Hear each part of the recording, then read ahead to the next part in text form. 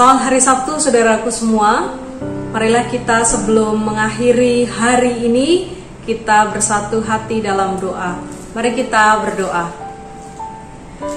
Ya Allah, kami rindu untuk terus menyelami karya tangan-Mu bagi kehidupan kami.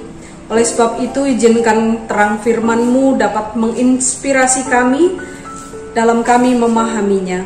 Biarlah penyertaan Tuhan yang menuntun ketika kami mendengar dan merenungkan sabda-Mu. Dalam nama-Mu yang kudus kami memohon. Saudaraku semua, mari kita membuka Alkitab kita dari Habakuk pasal 1 ayat 5 sampai 11. Habakuk pasal 1 ayat 5 sampai 11. Saya akan membacakan untuk saudara semua yang ada di rumah. Lihatlah di antara bangsa-bangsa dan perhatikanlah, jadilah heran dan tercengang-cengang, sebab aku melakukan suatu pekerjaan dalam zaman-Mu yang tidak akan kamu percayai jika diceritakan.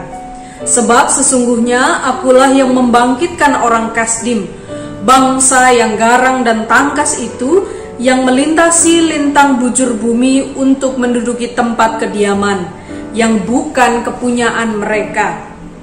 Bangsa itu dahsyat dan menakutkan, keadilannya dan keluhurannya berasal daripadanya sendiri.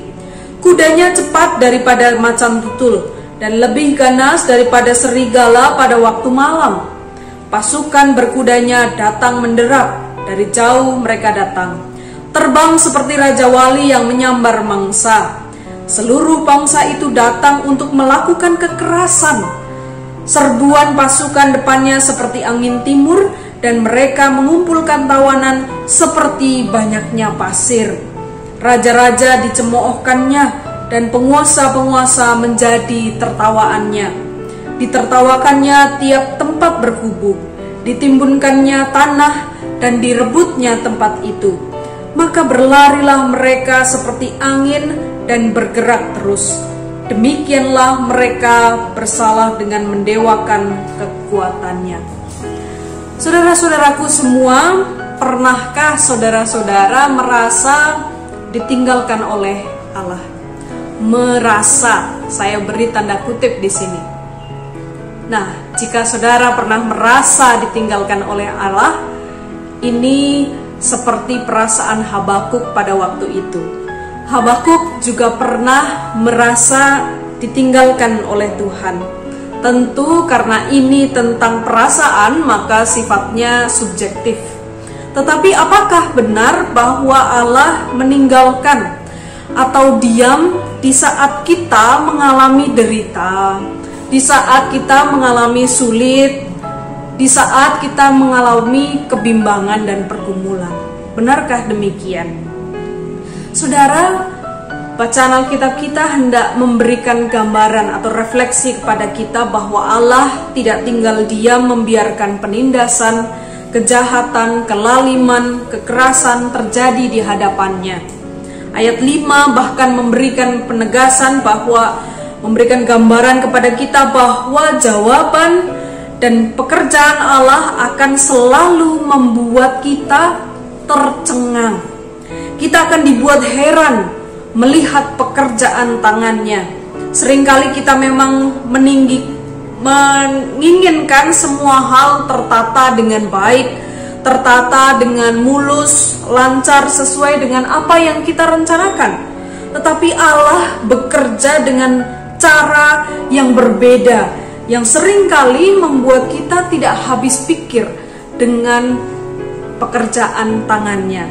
Nah, dalam konteks Allah menjawab Habakuk, Allah menjawab kegelisahan manusia, kegelisahan Habakuk atas kejahatan dengan cara membangkitkan bangsa yang jahat pula, yaitu bangsa Kasdim. Nah, pertanyaannya bagi kita, bagaimana mungkin bangsa yang jahat dan menakutkan itu justru Allah bangkitkan untuk menyelesaikan suatu persoalan? Ini kan lucu ya, Tuhan kok memakai bangsa yang jahat, yang lalim gitu untuk menyelesaikan persoalan. Bangsa Kasdim dibangkitkan oleh Allah untuk memberikan pelajaran kepada bangsa Israel yang lalim. dan melakukan penindasan di masa itu. Jadi bangsa Israel juga melakukan kesalahan yang tidak berkenan di hadapan Allah. Namun untuk memberikan pelajaran kepada bangsa pilihan, pertanyaannya, mengapa Allah mesti memilih bangsa Kasdim? Sungguh tidak masuk akal bagi pikiran kita. Tetapi semua tindakan Allah yang tidak masuk akal menguatkan bahwa Ia adalah Allah. Pengalaman Habakuk menyelami pekerjaan Allah menjadi refleksi bagi kita. Adakah kejadian dalam hidup ini yang di luar pemikiran atau perhitungan kita, di mana orang yang lebih jahat daripada kita malah justru bisa dipakai oleh Allah untuk mendidik, untuk menegur dan menghajar kita? Dalam hidup kita juga mungkin kita perlu diberi rotan oleh Allah. Namun jangan sampai kita itu hidup seperti bangsa Israel yang begitu degil dan jahat, sehingga Allah harus mendatangkan bangsa yang lebih jahat. Pelajaran lain yang dapat kita petik dari bacaan Alkitab hari ini adalah ketika orang jahat yang berbuat jahat kepada kita, jangan langsung itu membuat kita kecewa dan putus asa. Tetapi mungkin Allah sedang bekerja untuk membentuk kita. Amin. Mari kita berdoa. Ya Allah, kami bersyukur untuk semua karya tangan-Mu di dalam hidup kami, baik yang kami pahami maupun yang belum kami pahami maksud dan tujuannya. Namun ajarlah kami untuk senantiasa bergumul dan berefleksi serta memaknai setiap hal yang terjadi di dalam hidup kami, sehingga kami mengimani apa yang terjadi dalam hidup kami tidak pernah lepas dari tangan kasih-Mu. Ya Tuhan, pada malam hari ini sebelum kami beristirahat, kami mengingat saudara-saudara kami yang membutuhkan topangan doa oleh karena rupa-rupa pergumulan yang mereka hadapi. Secara khusus di bulan-bulan ini kami berdoa untuk saudara kami umat Muslim yang tengah menjalani Ramadan, tengah menjalani puasa, dan menghadapi kenyataan bahwa saudara-saudara kami tidak bisa merayakan Ramadan, merayakan Idul Fitri bersama keluarga mereka tercinta di kampung halaman oleh karena situasi pandemi COVID-19 yang belum juga kondusif. Tuhan, tolonglah mereka yang saat ini sedang bergumul terpisah dengan keluarga mereka sepanjang 2 tahun ini. Biarlah Tuhan sendiri yang menenangkan batin mereka dan memberikan penghiburan. Dan ajarlah mereka juga untuk menyelami karya Tuhan di tengah situasi pandemi COVID-19 ini.